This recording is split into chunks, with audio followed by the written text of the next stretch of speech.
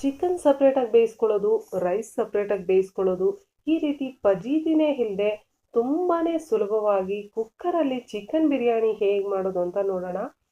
ಕಿಚನ್ನಲ್ಲಿ ಜಾಸ್ತಿ ಹೊತ್ತು ನಿಂತುಕೊಂಡು ಅಡುಗೆ ಮಾಡೋ ಅವಶ್ಯಕತೆನೇ ಇರೋದಿಲ್ಲ. ಈ ಮೆಥಡಲ್ಲಿ ಮಾಡಿ ನೋಡಿ ಒಂದ್ಸರ್ತಿ.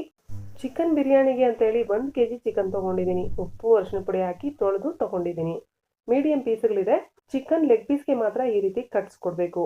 ಈಗ 2 ಸ್ಪೂನು ಶುಂಠಿ ಬೆಳ್ಳುಳ್ಳಿ ಪೇಸ್ಟು, ರುಚಿಗೆ ತಕ್ಕಷ್ಟು ಉಪ್ಪು, ಅರ್ಧ ಸ್ಪೂನು ಅರಿಶಿಣದ ಪುಡಿ, 2 ಸ್ಪೂನು ಅಚ್ಚಕಾರದ ಪುಡಿ, 2 ಸ್ಪೂನು ಚಿಕನ್ ಮಸಾಲ, 1 ಸ್ಪೂನು ಕೊತ್ತಂಬರಿ ಪೌಡರು, 1 ಸ್ಪೂನು ಗರಂ ಮಸಾಲ, 1 ಹಿಡಿಯಷ್ಟು brown onion, 1 full lemon juice ಹಾಕಬೇಕು.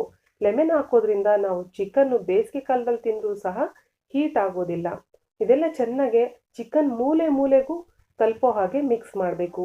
ಆನಂತರ 200 ಗ್ರಾಮು ಫ್ರೆಶ್ ಆಗಿರುವಂತಹ ಮೊಸರು ತಗೊಂಡು ಚೆನ್ನಾಗೆ ಮಿಕ್ಸ್ ಮಾಡಿ. ಈ ರೀತಿ ಮಿಕ್ಸ್ ಮಾಡಿ 2 ಗಂಟೆಗಳ ಕಾಲ ಫ್ರಿಜ್ಜಲ್ಲಿಡಿ. ಫ್ರಿಜ್ಜಲ್ಲಿಲ್ಲ ಅಂದರೆ ಹೊರಗಡೆನೂ ಸಹ ಇಡ್ಬೋದು. ಕನೀಸ ಅಂದರೆ ಅರ್ಧ ಗಂಟೆ ಆದರೂ ಇಡಬೇಕು. ನಾನು ಓವರ್ ನೈಟು ಫ್ರಿಜ್ಜಲ್ಲಿ ಇಟ್ಟಿದ್ದೆ, ನೆಕ್ಸ್ಟ್ ಡೇ ಮಾರ್ನಿಂಗ್ ಮಾಡ್ತಾ ಇದ್ದೀನಿ. ಈಗ ಬಿರಿಯಾನಿಗೆ ಬೇಕಾಗಿರುವಂತಹ ಎಲ್ಲ ಸಾಮಗ್ರಿಗಳು ಇಷ್ಟೇ, ತುಂಬಾ ಸಿಂಪಲ್ಲು. ಇದರಲ್ಲಿ ಬಳಸೋ ಯಾವುದನ್ನು ಮಿಕ್ಸಿಯಲ್ಲಿ ರುಬ್ಬೋ ಅವಶ್ಯಕತೆಯೂ ಸಹ ಇರೋದಿಲ್ಲ.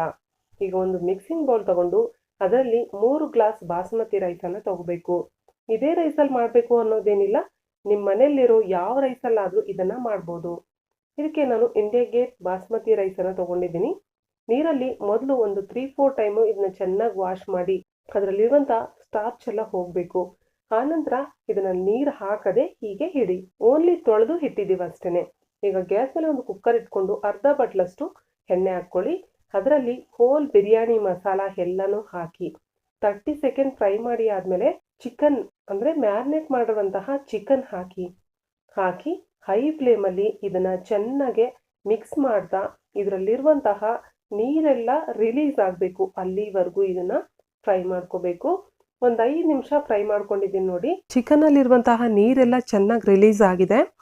ಈ ಸ್ಟೇಜಲ್ಲಿ ಒಂದ್ಸತಿ ಚೆನ್ನಾಗಿ ಮಿಕ್ಸ್ ಮಾಡಿ ಆನಂತರ 1 ಹಿಡಿಯಷ್ಟು ಪುದೀನ, 1 ಹಿಡಿಯಷ್ಟು ಕೊತ್ತಂಬರಿ ಸೊಪ್ಪು ಹಾಕಿ ಇದ್ರ ಮೇಲೆ ಲೇಯರ್ ಥರ ಹಾಕಬೇಕು.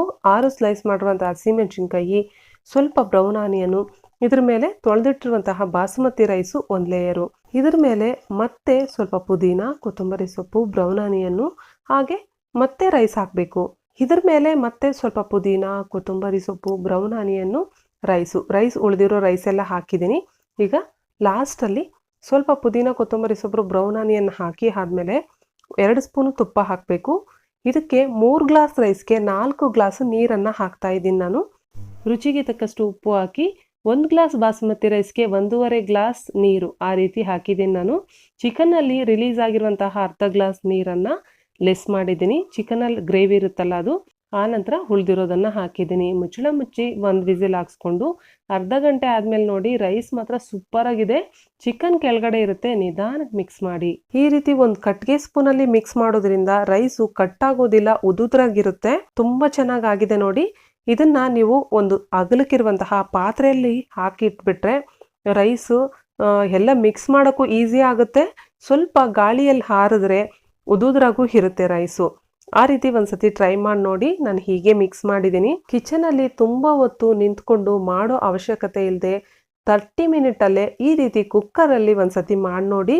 ಪ್ರತಿ ಬಾರಿನೂ ಇದೇ ರೀತಿ ಮಾಡೋದಕ್ಕೆ ಇಷ್ಟಪಡ್ತೀರಾ. 200% ಟೇಸ್ಟಿ ಚಿಕನ್ ಬಿರಿಯಾನಿ ಅಂತ ಹೇಳ್ಬೋದು. ಸೊ ಟ್ರೈ ಮಾಡಿ, ತಪ್ಪದೆ ಹೇಗೆ ಬಂತು ಅಂತ ಕಮೆಂಟ್ ಮಾಡಿ. ವಿಡಿಯೋ ಇಷ್ಟ ಆದರೆ ಲೈಕ್ ಮಾಡಿ, ಹಾಗೆ ಸಬ್ಸ್ಕ್ರೈಬ್ ಮಾಡ್ಕೊಳ್ಳಿ.